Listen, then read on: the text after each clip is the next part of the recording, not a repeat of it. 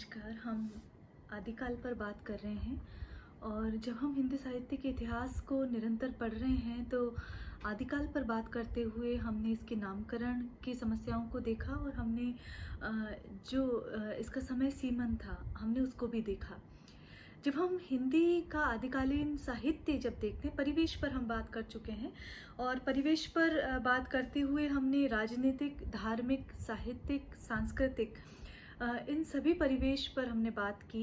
किस तरह उस समय जो है यवन आक्रमण उस समय हुए और इस्लाम का आगमन किस तरह हुआ, किस तरह जो सामाजिक स्थिति थी वो एक तरह से वहाँ पर भ्रम और संशय की स्थिति वहाँ पर बनी हुई थी, अनिश्चितता का वातावरण था, लगातार युद्धों से किस प्रकार जनमानस प्रभावित था। ये सारी बातें हमने वहाँ पर देखी। हमने ये जाना कि इस्लाम की जब पचाप सुनाई दी तो किस प्रकार जाति व्यवस्था के जो बंधन हैं वो कड़े वहाँ पर हो गए।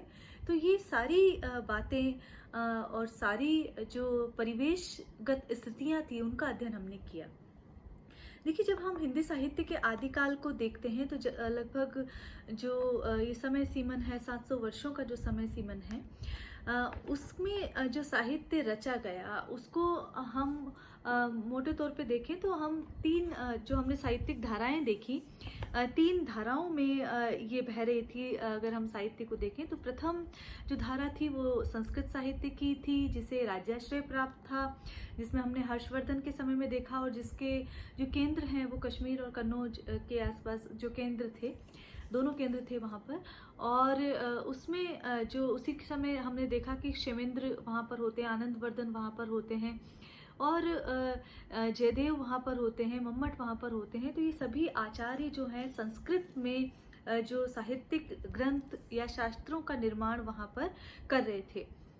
यदि हम धाराओं की दृष्टि से देखें तो ये जो संस्कृत की धारा थी वो परंपरा के साथ वहाँ पर विकसित होती जा रही थी।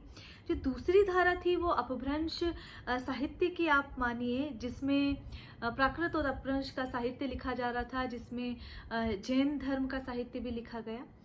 जो तीसरी धारा वहाँ पर प्रभावित हो रही थी वो हिंदी भाषा में लिखे जाने वाले साहित्य की थी। देखिए, जब हम 9वीं से 11वीं शताब्दी तक की बात करते हैं तो वहाँ पर कन्नौज और जो कश्मीर है वो साहित्यिक रचना के केंद्र में रहते हैं और वहाँ पर और इसी अवधि के बीच में अनेक नाटककार और अनेक जो गद्य लेखक है वो भी वहाँ उत्पन्न होते हैं। हमने जैसा कि बात की जिन गद्य लेखकों की, चाहे आनंदवर्धन को ले लीजिए, चाहे मम्मट को ले लीजिए, चाहे क्षेमेंद्र को ले लीजिए, ये सारे जो आचार्य हुए उन्होंने साहित्य सृजना में अपना महत्वपूर्ण योगदान दिया। हिंदी के आदिकालीन साहित्य की बात करेंगे और इन तीनों धाराओं के साहित्य को उसमें हम समेटने की कोशिश करेंगे। और जो पहला जो भाग है हिंदी का आदिकालीन साहित्य, यदि मोटे तौर पर उसे 5 धाराओं में हम बांटें, जिसमें कि अपभ्रंश साहित्य एक महत्वपूर्ण भूमिका का निर्वहन करता है, तो आज हम जिस साहित्य का अध्ययन करेंगे वो है अपभ्रंश साहित्य। देखिए, जब हम अपभ्रंश साहित्य की बात करते हैं तो इस समय हिंदी भाषा के साथ साथ अपभ्रंश में भी, प्राकृत में भी जो साहित्य रचना हो रही थी और इस साहित्यिक धारा में न केवल वीर और श्रृंगार और नीति की ही बात हो रही थी, वरन जो धार्मिक साहित्य का प्रणयन भी वहाँ पर हो रहा था। जैसा कि हमने कल बात की, जो जैन साहित्य है वो जो पौराणिक जो ग्रंथ हैं उनकी पुनर्व्याख्या वहाँ पर कर रहा था, उनका एक तरह से उनको पुनः लिख रहा था, एक नवीन दृष्टि से उन्हें लिखने का प्रयास कर रहा था। तो ये एक महत्वपूर्ण बात है। साथ ही जो बौद्ध धर्माचार्य हैं उनके सिद्धांत और जो मत हैं वो भी प्राकृत और अपभ्रंश में ही लिखे हुए मिलते हैं। तो ये जब हम अपभ्रंश साहित्य की बात करते हैं तो ये महत्वपूर्ण है, जिसमें कि सभी प्रकार का जो साहित्य है, लगभग केवल हम धार्मिक साहित्य की बात नहीं कर रहे हैं। हालांकि धार्मिक साहित्य जो है प्रभुत मात्रा में लिखा गया, लेकिन जब हम देखते हैं तो यहाँ पर सभी प्रकार के, चाहे वीर रस की बात कर लीजिए, श्रृंगार और नीति की जो बात है वो भी यहाँ पर मिलती है। देखिए, जब हम बात करते हैं संस्कृत साहित्य की बात हम करते हैं, क्योंकि आदिकाल में रचा तो वो भी जा रहा था, तो जब हम संस्कृत साहित्य की बात करते हैं तो उस साहित्य का या उस रचना का जो सामान्य जनमानस है या जो आम व्यक्ति है उस पर उतना प्रभाव नहीं वो डाल पा रहा था, उससे उतना जुड़ नहीं पा रहा था। लेकिन अपभ्रंश जो साहित्य है, क्योंकि बोलचाल की भाषा प्राकृत के निकट ये बैठ रहा है, तो अपभ्रंश साहित्य जो है वो हिंदी साहित्य के साथ चलने वाली पृष्ठभूमि का एक तरह से कार्य कर रहा था। इसीलिए शायद आचार्य रामचंद्र शुक्ल जो हैं वो अपभ्रंश को और पुरानी हिंदी को, आरंभिक हिंदी को, दोनों की रचनाएं जो हैं आदिकाल में शामिल कर देते हैं। तो ये एक महत्वपूर्ण बात है कि क्यों अपभ्रंश साहित्य जो है जनमानस के निकट हुआ। वो इसलिए क्योंकि वो राजाश्रय की भाषा नहीं थी, वो लोक के मानस की भाषा थी, इसलिए उसने इनसे जुड़ाव उत्पन्न किया। देखिए, अपभ्रंश का क्या है, एक की परिभाषा जाननी ज़रूरी है। देखिए, एक कोई भी जो समय होता है, कोई भी कालखंड होता है, उसमें एक भाषा राज्याश्रय को प्राप्त होती है, एक भाषा राजभाषा होती है और एक जनमानस की भाषा होती है। तो इसी तरह यदि जब हम पाली प्राकृत अपभ्रंश इन भाषिक सरणियों में हम जब चलते हैं तो प्राकृत से बिगड़कर जो रूप है, जो बोलचाल की भाषा ने ग्रहण किया, जो प्राकृत में जो बदलाव आया और जो बोलचाल की भाषा ने वहाँ जो रूप ग्रहण किया, वही धीरे धीरे कुछ समय बाद काव्य रचना के लिए रूढ़ हो गया और वो अपभ्रंश कहलाया जाने लगा। देखिए, अपभ्रंश का एक अर्थ है भाषा का बिगड़ा हुआ रूप। तो जो प्राकृत का जो रूप है, जो शास्त्रीय ना रहकर जो लोक जनमानस में उतरा और फिर बाद में काव्य रचना के लिए जो रूढ़ हो गया, उसे ही अपभ्रंश कहा जाता है। भरत मुनि ने इसे ही देश भाषा भी कहा है, क्योंकि लोक की भाषा है, लोक जनमानस की भाषा है, इसलिए भरत मुनि इसे जो देश भाषा भी कहते हैं। देखिए, जब हम अब जो अपभ्रंश साहित्य के यदि रचनाकारों की बात करें तो बहुत सारे रचनाकार हैं, जिसमें कि आप देख सकते हैं स्वयंभू, पुष्पदंत, धनपाल जिनकी भविष्यत कहा जो रचना है, इसी तरह घाहिल, कनकामार, अब्दुल रहमान, जिंदत, सुरी, जोइंदू, राम सिंह को देख सकते हैं, देवसेन, इसी तरह सिद्ध कवि जो हैं लुई पा जो हैं, किलपात, दीपंकर, श्री ज्ञान, ये जो कवि हैं ये अपभ्रंश साहित्य के महत्वपूर्ण कवि माने जाते हैं। कुछ साहित्यकारों का, कुछ लेखकों का, कुछ रचनाकारों का हम यहाँ उल्लेख करेंगे। देखिए, पहली बात जो है स्वयंभू कवि की आती है, जो कि 783 ईस्वी के आसपास जिनका समय माना जाता है। तो यदि हम इतिहास ग्रंथों को देखें तो उनका जन्म और जीवन से जुड़ी जो घटनाएं हैं उनका कोई ब्यौरा वहाँ पर लिखित रूप में नहीं मिलता है। लेकिन यदि हम शोधों के हिसाब से देखें तो ये कर्नाटक के निवासी माने जाते हैं और अपभ्रंश भाषा के प्रथम जैन कवि माने जाते हैं। इस दृष्टि से इनका अध्ययन और उल्लेखनीय जान पड़ता है। यदि हम इनके ग्रंथ देखें तो 3 ग्रंथ वहाँ पर मिलते हैं, पौमचर्यु, रिठनेमी चर्यु और स्वयंभू छांदस, ये 3 ग्रंथ हैं। और ये अपभ्रंश साहित्य के वाल्मीकि माने जाते हैं। जो रामायण जो ग्रंथ की रचना वाल्मीकि करते हैं, वैसे ही जो जैन रामायण है वो पौमचर्यु ये लिखते हैं, इसीलिए इन्हें अपभ्रंश साहित्य का वाल्मीकि माना जाता है। ये प्रश्न पूछा जा सकता है कि अपभ्रंश साहित्य का वाल्मीकि किसे माना जाता है, तो अपभ्रंश साहित्य के वाल्मीकि स्वयंभू माने जाते हैं, ये आपको याद रखना है।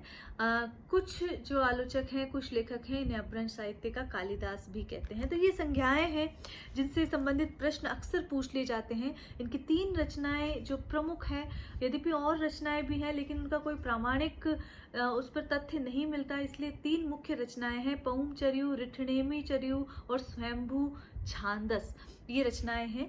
देखिए, जब हम स्वयंभू की बात हम जब कर रहे हैं तो जो पौमचर्यु जो ग्रंथ है वो अपूर्ण है, ये भी आपको ध्यान रखना है कि ये अपूर्ण ग्रंथ है और इसमें जो जैसा कि रामायण से संबंधित है तो राम के चरित्र का विस्तार से वर्णन इस ग्रंथ में मिलता है। और यदि हम देखें तो जैसे कि जो कथा के अंत में राम को निर्वाण की प्राप्ति होती है, तो एक तरह से जैन रामायण है। और जब मुनिंद्र उपदेश देते हैं तो राम जो है दूर से सुनकर वो मोक्ष प्राप्त कर लेते हैं, ये इसकी घटना में दिया गया है। तो अब ये देखिए, जो मूल जो रामायण है, वाल्मीकि की रामायण है, उसमें और इसमें बहुत अंतर है। यद्यपि जो राम कथा के जो सत्य हैं, जो बातें हैं, जो तथ्यपरक बातें हैं, उनसे उन्होंने पलायन नहीं किया है, लेकिन जो दर्शन का जो भाव है वो इस कृति में अधिक दिखाई देता है। इस दृष्टि से ये अलग है। तो एक तरह से रामायण का पुनर्पाठ है ये कृति पौंचर्यु की, यदि हम बात करें। स्वयंभू की हमने बात की। अपभ्रंश के ही जो दूसरे मुख्य कवि हैं वो है कवि पुष्पदंत, और ये 10वीं शताब्दी के श्रेष्ठ कवियों की श्रेणी में आते हैं, और इन्हें अभिमान मेरु भी कहा जाता है। इनके जो ग्रंथ यदि हम देखें तो महापुराण, नयकुमार चरियु और जसहर चरियु, ये इनके 3 प्रमुख ग्रंथ हैं, ये आपको ध्यान देना चाहिए। और ये जो रचनाएं इन्होंने लिखी है, चाहे महापुराण की बात करें, नयकुमार चरियु की बात करें या जसहर चरियु की बात करें, इन्होंने धार्मिक जो उद्देश्यों से ही ये रचना की है। देखिए, जिन भक्ति का जो प्रभाव है वो इनके समूचे ग्रंथों पर और इनके जो धार्मिक जो विचार हैं उस पर स्पष्ट दिखाई देता है। महापुराण की बात करें तो महापुराण एक ऐसा ग्रंथ है जिसमें जो अनेक घटनाएं और चरित्र हैं, और इसमें जो है 63 जो महापुरुष हैं उनके जीवन की घटनाओं को इस महापुराण में शामिल किया गया है। और इन 63 जो महापुरुष हैं उसमें जो श्री राम हैं, जो कि हिंदू जाति का गौरव माने जाते हैं, उनको भी शामिल करने की चेष्टा यहाँ पर किया गया है। देखिए, यद्यपि धार्मिक ग्रंथ है, लेकिन काव्यत्व की दृष्टि से ये कहीं भी कम नहीं ठहरता है, ये श्रेष्ठ ग्रंथ की सूची में आता है। तो इस प्रकार यदि हम देखें तो वहाँ पर जो उपदेशात्मकता है, लेकिन वहाँ प्राकृतिक सरस सौंदर्य भी इस ग्रंथ में दिखाई देता है। तो ये कहा जा सकता है कि जो पुष्पदंत है वो जो साहित्यिक रचना है वो विशुद्ध धार्मिक उद्देश्यों से करते हैं। और जैसा कि हम देखें महापुराण में, यहाँ पर उदाहरण लीजिए, महापुराण के प्रथम अध्याय में वे लिखते हैं कि भैरव राजा की स्तुति में काव्य बनाने से जिस मिथ्या ने जन्म लिया था उसे दूर करने के लिए ही मैंने महापुराण की रचना की है। तो विशुद्ध धार्मिक उद्देश्य वहां पर नजर आता है। तो राजस्तुति से दूर रहकर ये धार्मिक दृष्टि से जो साहित्य रचना कर रहे थे, तो ये प्रवृत्ति भी अपभ्रंश से हिंदी में देखी जाती है। यदि स्वयंभू और पुष्पदंत के बाद यदि हम किसी और कवि का नाम लें तो वो धनपाल हैं। ये भी 10वीं शताब्दी में भविष्यत कथा नामक ग्रंथ की रचना करते हैं, और जिसमें जो मनुष्य हृदय के जो मार्मिक भाव हैं उनकी अभिव्यक्ति यहाँ हुई है, और श्रुत पंचमी रास भी इसे कहा जाता है। ये ग्रंथ भी जो है धर्म भावना के आलोक में वहाँ पर लिखा गया है, लेकिन यहाँ पर लोक जनमानस की जो मनःस्थितियाँ हैं विभिन्न, वो भी स्पष्ट परिलक्षित होती है। इसी तरह यदि हम राम सिंह देखें तो उनकी जो कृति है पाहुड़ा दोहा, वो भी एक महत्वपूर्ण कृति है। और वहाँ पर यदि हम देखें तो इसमें इंद्रिय सुख और जो अन्य सांसारिक सुख जो है उसकी निंदा इसमें दिखाई देती है। पाहुड़ा का मतलब यदि हम देखें तो उपदेश से लिया जाता है, तो उपदेशात्मक ग्रंथ है यहाँ पर। तो हम ये देख सकते हैं कि जो परंपरा एक तरह से कहिए कि जो हिंदू से जो प्रारंभ होती है, स्वयंभू से जो प्रारंभ होती है, वही पाहुड़ा दोहा के रूप में वहाँ पर मिलती है, जो कि हिंदी के आदिकाल से रीतिकाल तक निरंतर चलती हुई दिखाई देती है। तो ये अपभ्रंश साहित्य है जिसमें उपदेशों के साथ साथ श्रृंगार और वीर रसों की बात, और जहाँ आचार की बात की जाती है वहाँ नीति की बात भी की जाती है। तो इस प्रकार ये साहित्य, अपभ्रंश साहित्य यहाँ पर लिखा गया जो कि लोक जनमानस के निकट था, राज स्तुति से दूर था। तो ये महत्वपूर्ण बात है। हमने देखा था कि संस्कृत साहित्य को प्रश्रय मिल रहा था, अपभ्रंश साहित्य जो है धार्मिक साहित्य के रूप में अधिक लिखा गया है, लेकिन वहाँ पर जो है आचार विचार को भी महत्ता वहाँ प्रदान की जा रही थी, इसलिए इस दृष्टि से भी ये महत्वपूर्ण है। तो ये आपको ध्यान रखना है। स्वयंभू को ध्यान रखना है आपको जब आप पढ़ते हैं। अपभ्रंश भाषा के प्रथम जैन कवि है। पुष्पदंत जो 10वीं शताब्दी के कवि हैं, और महापुराण, नय कुमार चर्यु और जसहर चर्यु इनकी प्रमुख रचनाएं हैं, और धनपाल कृत भविष्यत कथा जो है वो महत्वपूर्ण रचना है। देखिए, इन रचनाओं और रचनाकारों के नाम अक्सर पूछ लिए जाते हैं प्रतियोगी परीक्षाओं में, तो आपको ध्यान रखना है। जब भविष्यत कहा नाम आए तो आपके दिमाग में ये बात आनी चाहिए कि धनपाल कृत हैं, और ये अपभ्रंश के कवि हैं, आदिकाल के कवि हैं। ये सारी बातें वैज्ञानिक दृष्टि से आपके समक्ष उपस्थित होनी चाहिए। तो इस दृष्टि से यदि हम देखें तो ये महत्वपूर्ण कवि हैं। 12वीं शताब्दी में ही जिन जैन कवियों का जिक्र किया जाता है उसमें जिनदत्त सूरी का उपदेश रसायन भी महत्वपूर्ण ग्रंथ है। उपदेश रसायन जैसा कि नाम से ही विदित है, यहाँ पर भी उपदेशात्मकता देखी जा रही है। यदि अन्य जिन रचनाकारों को देखा जाए तो यहाँ पर खिलपाद, दीपंकर, कृष्णाचार्य, महीधर, कमलावरपाद और टेटैया ये प्रमुख जो है यहाँ पर आदिकाल के जो प्रमुख अपभ्रंश कवि हैं, जिसमें महीधर, कमलावरपाद और टेटैया भी ऐसे ये कवि भी माने जाते हैं। कुल मिलाकर बात यह है कि जो अपभ्रंश साहित्य है वो जनमानस के निकट पहुंचने का प्रयास कर रहा था। जनता की अभिव्यक्ति थी, लोक की अभिव्यक्ति थी, और जो हृदय वहाँ पर एक भय और अनिश्चितता से गुजर रहा था, उसको सांत्वना प्रदान करने की चाहना में ये काव्य रचा गया था। तो ये बात आज हमने अपभ्रंश साहित्य पे की। आगे आने वाली कालांशों में आदिकाल की जो विभिन्न साहित्यिक धाराएं हैं हम उन पे बात करेंगे। आज के लिए इतना ही। नमस्कार।